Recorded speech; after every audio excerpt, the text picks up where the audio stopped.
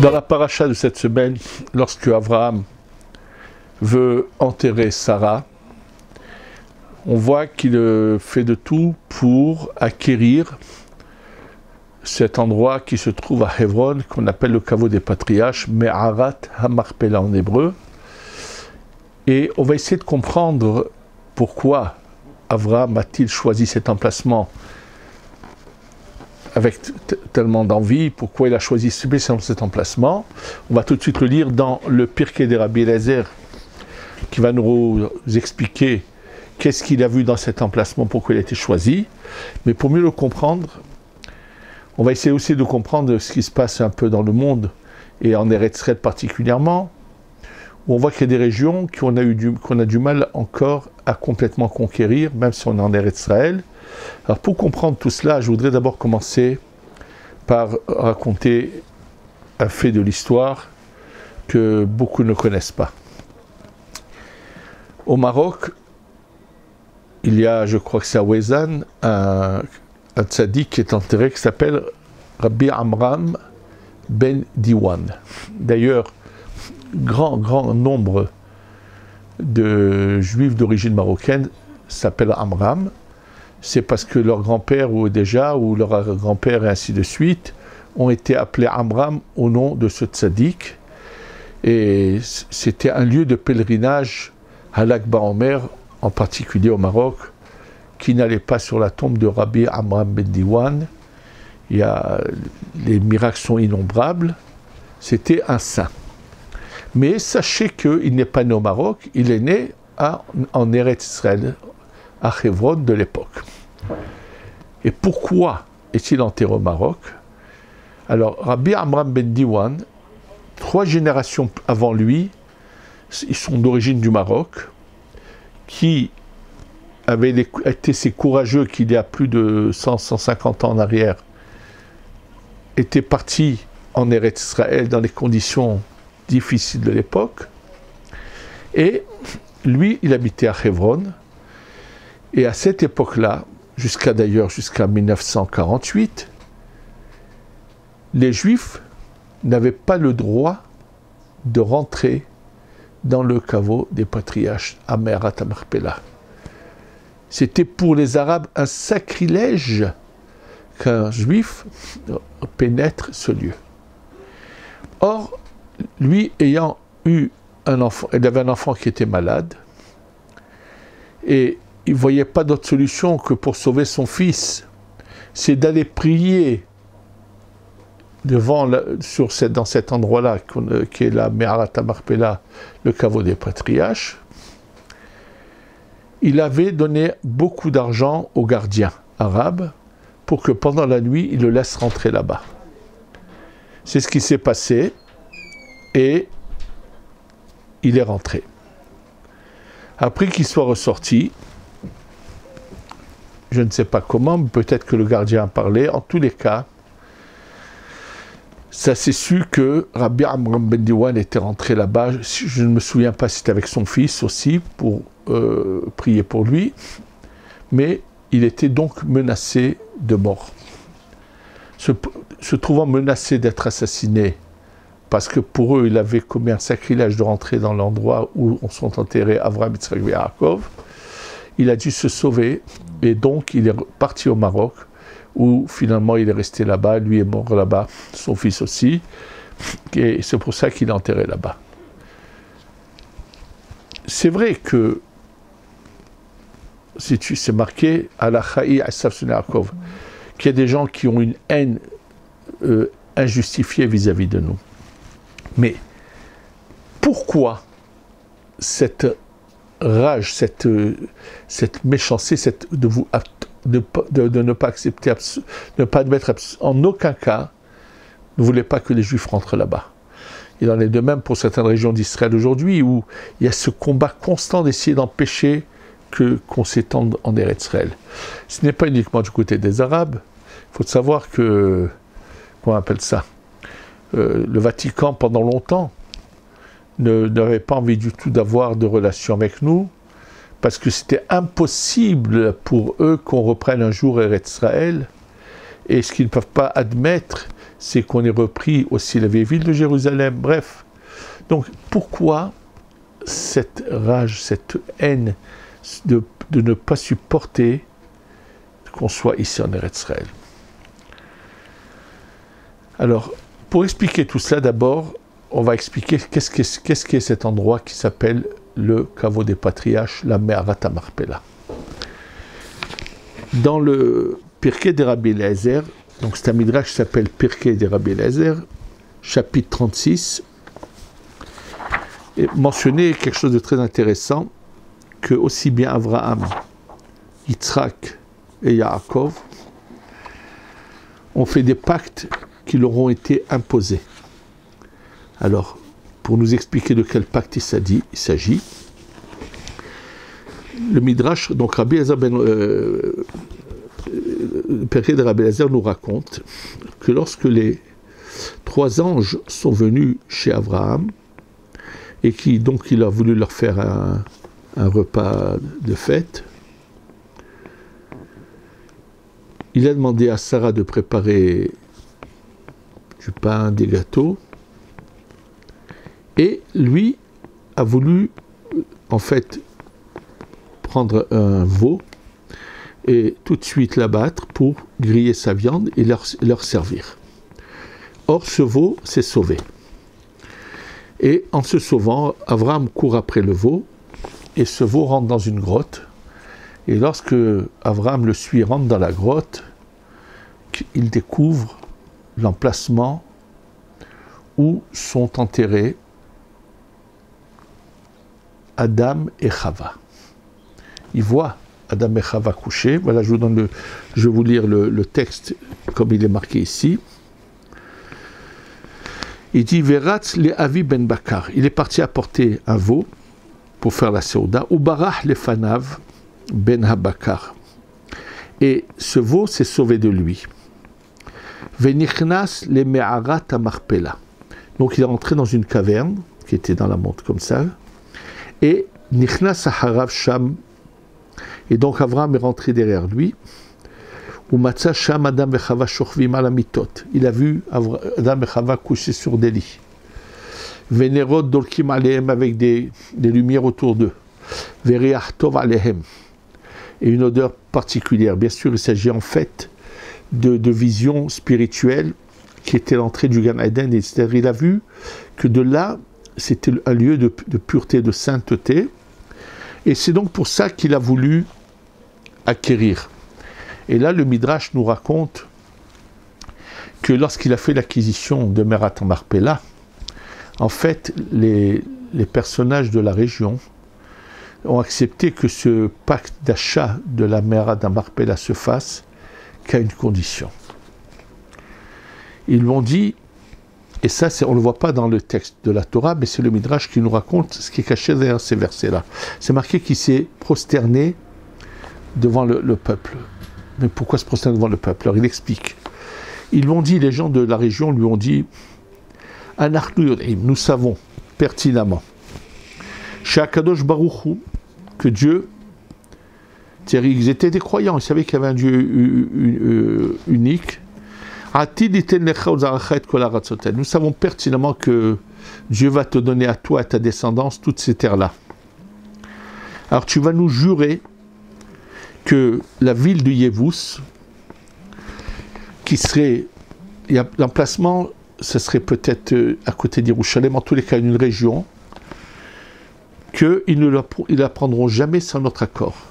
Et ça, bien sûr, c'est ce qui a fait que plus tard, lorsque le roi, ils ont écrit sur des plaques en cuivre, ils ont tendu dans toute la région des plaques où il y a un impact avec. Ils ont gravé dans des plaques en cuivre, on a un pacte avec Abraham que ses descendants ne pourront pas nous prendre cette région sans notre accord. Et à l'époque du roi David, il a fallu qu'il envoie parmi ses soldats quelqu'un qui enlève toutes ces plaques de cuivre pour conquérir la région. Il en est de même Yitzhak avec la région de Gaza, et il en est de même Yaakov avec Aram, qui est la région de Lavan. Ils ont fait des pactes malgré eux. Alors, qu'est-ce que veut dire tout cela? En fait, le Harizal nous explique que le galout, l'exil, n'a eu lieu uniquement parce que dans la faute de Adam Arishon, la faute qu'a commis le premier homme, des parcelles de lumière qu'on appelle les Nitzotzot de Kedusha se sont répandues dans le monde entier. Et il y a deux moyens de ramener ces parcelles de lumière à leur source. Soit en restant dans la Kedusha, dans la sainteté, en Eretz Israël, ou en devoir aller être exilé dans ces régions-là. Et nous dit le Harizal, lorsque dans une région, il n'y a plus de Nitzotzot de Kedusha, alors c'est fini, on ne veut plus des Juifs. Et ça explique plusieurs choses. Un fait très intéressant, c'est que en Algérie, où il y a eu jusqu'à 300 000 Juifs à peu près avant l'indépendance, il n'y a plus une seule communauté juive dans toute l'Algérie. Non seulement qu'il n'y a pas une seule communauté, mais à chaque fois que quelqu'un a voulu essayer de refaire quelque chose, ça a échoué. Ça avait été le cas, je crois, en 1975, où quelqu'un de Paris était reparti en voulant devenir président d'une communauté qui voulait reformer et qui avait été assassiné, et donc avait fait tout capoter, tout est tombé à l'eau. Récemment, quelqu'un m'a raconté qu'à Oran était resté un juif qui s'occupait du cimetière. Il était seul, il était resté, il n'était pas venu en France, et il s'occupait du cimetière juif. Et celui qui me l'a raconté, qui était au courant de toute l'affaire, c'était l'évêque d'Oran, qui leur donnait des informations à Paris sur l'état de santé de ce monsieur. Et le jour où ils ont donc su qu'il est mort, ils se sont réunis une dizaine de personnes. Ils ont dit, puisqu'il s'est occupé du cimetière juif d'Oran, ils sont allés donc pour s'occuper de lui et comment on appelle ça? Et l'enterrer. Lors de leur visite là-bas, ils ont rencontré le maire et ils ont parlé. Il leur a dit, mais pourquoi vous ne revenez pas? Il s'est mis à parler et ils lui ont dit, tu sais, nous on est prêts à revenir, mais nous on avait une coutume, c'est d'aller pèleriner à Tlemcen, le tzaddik de Tlemcen, donc on est prêt à organiser. Il leur a dit avec plaisir, il a parlé avec le maire de Tlemcen, et ils étaient à peu près une centaine de personnes à s'être organisées. Ils avaient pris les places et tout pour aller, et la veille de leur départ, on leur a dit non, vous n'êtes pas désirables, on a annulé ce voyage. Il y a d'autres voyages qui ont été annulés, il n'y a pas que celui-là. Tout simplement, le Harizal le dit, une fois qu'une région n'a plus de Nitzotzot de Kedusha, aucun juif n'a rien à faire là-bas. Et c'est ce qui se passe. Donc, l'Algérie s'est vidée complètement. En Tunisie, il reste pratiquement presque plus de juifs également. C'est vraiment quelques vieux qui restent par-ci par-là, c'est fini. Ça serait bientôt le cas du Maroc, qui va en se diminuant. Et plusieurs régions dans le monde où il y a plus de juifs, ou en Europe centrale, où il y avait des régions où il y avait tellement de juifs, à part que la Shoah qui a tout décimé, il y a des régions entières où il n'y a pratiquement plus rien. Et au passage, c'est juste important de savoir qu'il ne faut pas chercher à recréer un galout qui est fini. Un exil qui est fini, ne pas chercher à le recréer à tout prix, comme certains s'entêtent à le faire. C'est faux. Et même s'il y a des lieux où il y a encore de grands tzadikim enterrés et tout, ça ne veut pas dire qu'il faut pour autant recréer un exil. Et on voit au fur et à mesure. Par contre, les endroits où il y a encore beaucoup de Kedusha, il y a une envie de ceux qui puissent dans la Kedusha de s'y attacher et de ne pas le lâcher. Cet endroit de Hebron, où il y avait la Me'arat HaMarpela, où il a fallu qu'Abraham se batte pour obtenir une acquisition qui a été dure à être faite pour lui, c'est parce que c'est un lieu qui a bien sûr une puissance de Kedusha, mais dans lequel, malheureusement, les forces du mal ont une emprise. Et ceux qui ont fait ces pactes avec Abraham, Yitzhak et Yaakov ont provoqué qu'ils ont une sorte d'emprise qui empêche justement le peuple d'Israël de pouvoir s'y installer. Ce qui s'est passé à Gaza, malheureusement, où il y a eu après cet épisode terrible, très dur à supporter, de ces pauvres familles qui s'étaient données cœur et âme pour y habiter et qui malheureusement ont été déracinées de leur lieu de naissance, de leur lieu d'habitation, par malheureusement quelqu'un qui avait peut-être été un bon soldat, mais après les révélations qu'on a eues récemment, que j'ai eu l'occasion de vous dire, qu'il semble bien qu'il n'était même pas juif, il s'agit d'Ariel Sharon, qui les a malheureusement déracinés de cet emplacement. Et ce combat qui a aujourd'hui la souffrance qu'on a de cette région-là, c'est justement c'est ce qui s'est passé avec Yitzhak par rapport à cette région, où ils ont une sorte d'emprise sur ces endroits-là. C'est-à-dire que l'endroit où on voit que on cherche à s'y attacher, c'est qu'à travers ces endroits-là, ils puisent leur source de force et de prospérité.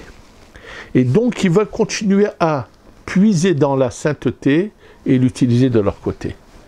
C'est d'ailleurs la raison pour laquelle ce combat dans le monde entier, sur chaque maison qui serait aujourd'hui construite quelque part, qui est entre guillemets appelée les territoires occupés, mais qui sont une partie intégrante d'Eretz Israël, enrage tellement le monde entier. C'est parce que tout simplement, ils ont l'impression qu'on est en train de leur enlever, c'est pas eux, c'est l'ange qui les représente, sans qu'on est en train petit à petit de l'éliminer. Et c'est ce qui se passe réellement, parce qu'on est à la fin d'un cycle où, finalement, le peuple juif va revenir entièrement sur sa terre, le troisième temple spirituel qui va descendre d'en haut. Et pour nous préparer à l'étape suivante, celle de revenir à l'emplacement et à la constitution dans laquelle était Adam avant la faute, c'est-à-dire spirituelle, pour passer à l'étape suivante. Et leurs anges qui les représentent sont en train de sentir qu'ils sont en train d'être complètement éjectés et repoussés. Et donc, en fait, il faut le savoir, que ce qui fait qu'il y a ce mouvement actuellement de combien de juifs qui quittent et qui s'en vont et qui viennent, c'est pas sans raison. Et les tzadikim qui le savent l'expriment. Ça a été le cas, comme je vous l'ai déjà dit, Rav Chaim Kanievski, qui l'a dit à Rav Frankfurter récemment, que lui, sa communauté, devait penser à venir en Eretz Israël.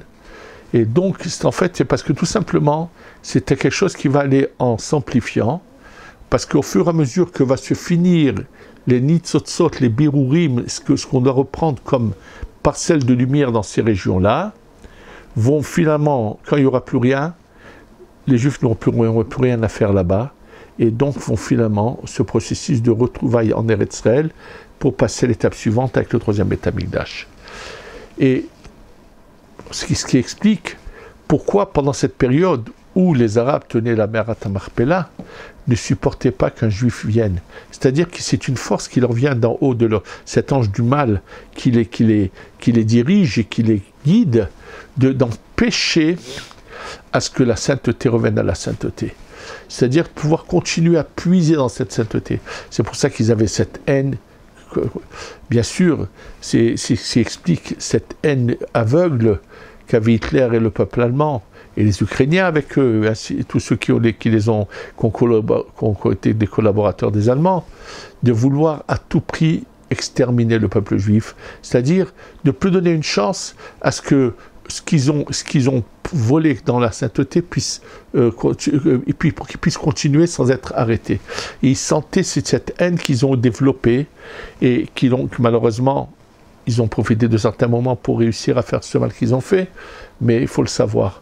Si nous, plus on se renforcera dans notre amour d'Hachem et dans notre service d'Hachem, et on continuera à les empêcher de puiser dans la Kedusha, donc les nitzotzot de Kedusha n'iront plus chez eux, ça va tout simplement faire qu'on va activer la venue du Mashiach, et on va pouvoir, Be'ezrat Hachem, avoir la Geoula Shlema.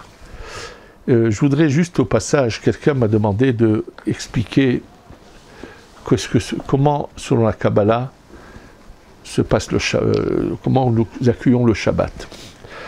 Ce qu'il faut savoir, c'est que lorsqu'on rentre à la maison le vendredi soir, c'est une suite par rapport à la prière qu'on a fait à la synagogue. Alors chez les Mekoubalim, celui qui rentre va tourner autour de la table une fois, et après une deuxième fois, avec 2 bouquets de 3 branches de hadas, de myrte, va encore faire une fois le tour de la table. Ça fait partie de... C'est pas par hasard, parce que tourner autour de la table, c'est faire descendre ce qu'on appelle le Or Mekif, la lumière qui en tourne. Donc ce geste de tourner, c'est faire descendre 2 Mekifim, 2 lumières Mekif, c'est pour ça que c'est 2 fois, et une fois bien sûr avec les Hadassim. Et ensuite, il y a le Kiddush, et ensuite les 12 pains qui rappellent les 12 pains du Mishkan, et chaque Seuda a fait descendre une lumière qui va nous accompagner toute la semaine. J'en parlerai de manière plus ample, Ezrat Hashem, dans un autre cours, mais je voulais juste donner l'ordre un peu des choses, et qu'Akadosh Baruch Hu nous éclaire de sa lumière, qu'on se rapproche de lui, qu'on sache le servir comme il faut. Amen, ve Amen.